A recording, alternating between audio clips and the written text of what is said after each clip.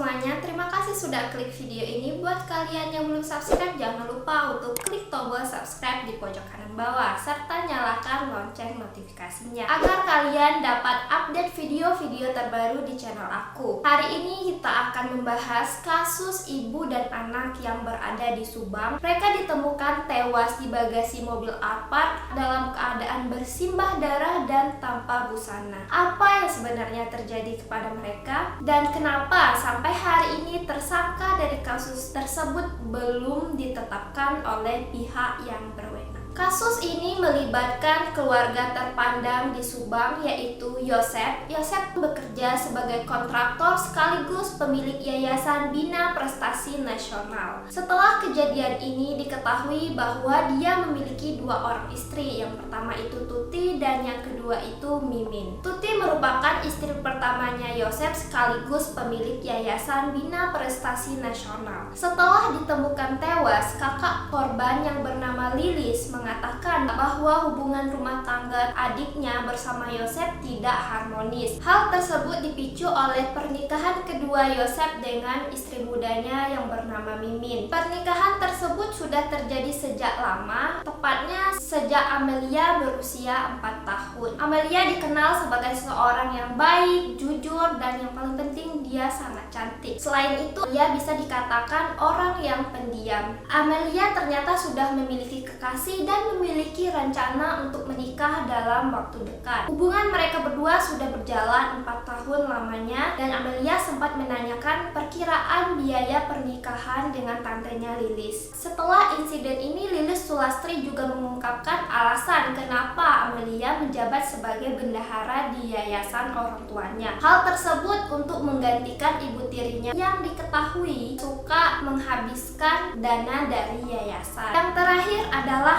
Mimin, orang yang paling disebutkan dan dikait-kaitkan dengan kasus ini. Hal tersebut tidak lain tidak bukan karena Mimin yang berstatus sebagai istri kedua dari Yosep. Dia adalah salah satu orang yang paling dicurigai di kasus ini.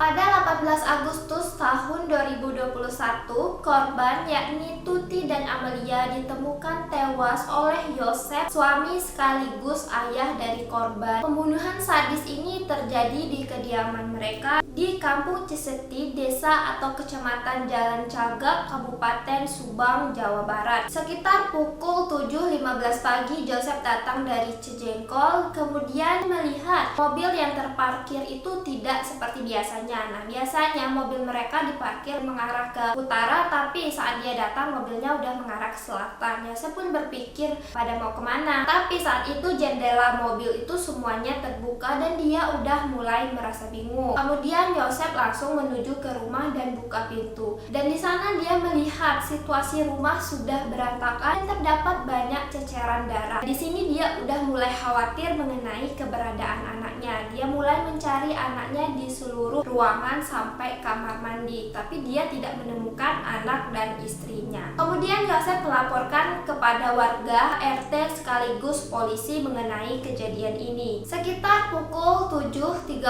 RT setempat melaporkan kejadian ini kepada Kades. Awalnya dilaporkan bahwa ada dugaan perampokan di rumah korban. Kades pun langsung menuju ke tempat kejadian dan benar aja ternyata di tempat kejadian sudah terjadi pembunuhan. Menurut penuturan sang Kades, pertama kali ditemukan cuman ada satu orang korban dan diduga itu adalah Ibu Tuti. Nah, setelah tim Inafis datang, barulah dilihat ternyata ada dua korban di dalam bagasi mobil Alphard dalam kondisi ditumpuk dan ada luka di kepala. Pada hari itu polisi langsung melakukan olah TKP dan tim Inafis juga mengumpulkan barang-barang yang diduga disentuh oleh tersangka untuk mendapatkan sidik jari. Dari hasil olah TKP, korban diduga meninggal karena pukulan benda tumpul dan pelaku sempat memandikan menemukan korban sebelum akhirnya dipindahkan ke bagasi mobil. Tidak terdapat ada kerusakan di rumah tersebut, kemudian juga tidak ditemukan tanda-tanda perampokan ataupun pencurian karena barang-barang di sana tidak ada yang hilang kecuali handphonenya Amelia. Dugaan sementara kasus ini merupakan murni kasus pembunuhan dan diduga orang yang terlibat merupakan orang terdekat dari korban. Hal tersebut diyakini karena pintu rumah korban tidak ada yang rusak.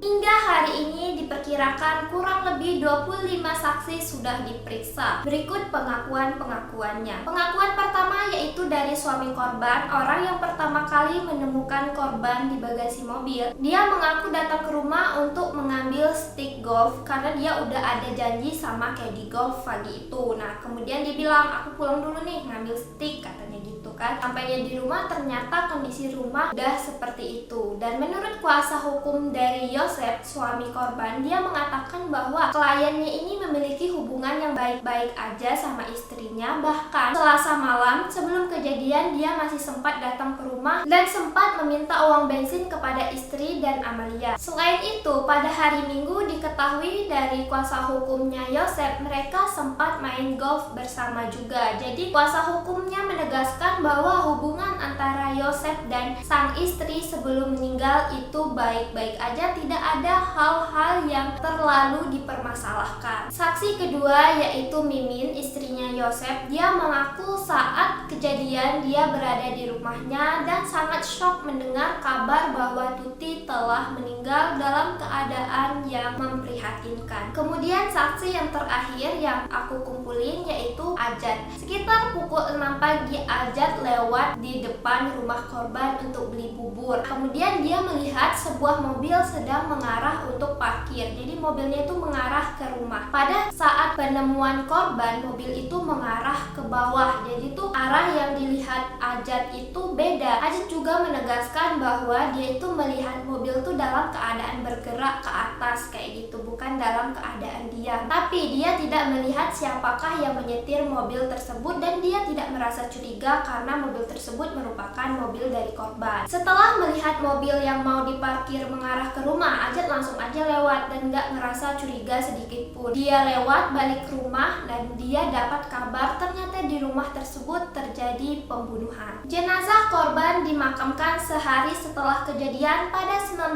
Agustus tahun 2021. Setelah dilakukan otopsi ditemukan bahwa korban meninggal karena pukulan di kepala menyebabkan patah tulang tengkorak dan ada memar di otak. Waktu kematian Amelia dan ibunya ini berbeda. Amelia diperkirakan meninggal sekitar pukul 4 sampai 5 pagi, sedangkan ibunya meninggal sekitar pukul 12 malam.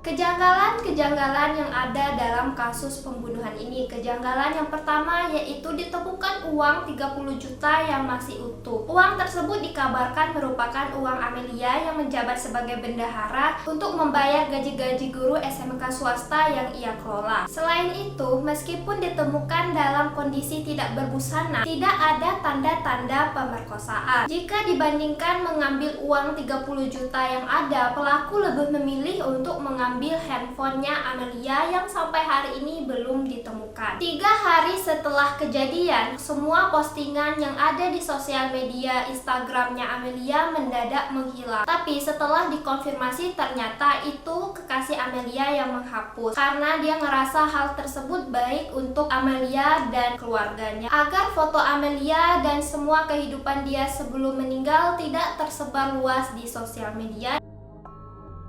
Oke semuanya, itu aja pembahasan hari ini. Aku harap video ini bisa memberikan kalian informasi mengenai kasus ibu dan anak di Subang sehingga kalian terhindar dari berita-berita yang berulang. Sampai hari ini pelaku belum ditetapkan oleh pihak kepolisian. Kepolisian memberitahukan juga untuk seluruh warga di Subang dan seluruh Indonesia untuk tidak berspekulasi mengenai siapakah pelakunya, apalagi yang mengarah ke seseorang tertentu. Jika kalian ngerasa penasaran heran kenapa belum ditetapkan tersangkanya padahal sudah ditemukan beberapa bukti. Mungkin kalian bisa membaca pasal 181 sampai 184 KUHP mengenai barang bukti. Oke guys, itu aja video kita hari ini. Aku harap korban ditempatkan di tempat yang terbaik dan keluarga diberikan ketegaran. Semoga pelaku dari kasus ini segera diungkap oleh kepolisian dan mendapatkan hukuman yang seberat-beratnya karena telah melakukan hal yang sangat sadis. Aku akan mengupdate siapakah pelakunya jika sudah diumumkan di sosial media TikTok. Jadi jangan lupa untuk follow TikTok aku dan akun sosial media yang lainnya.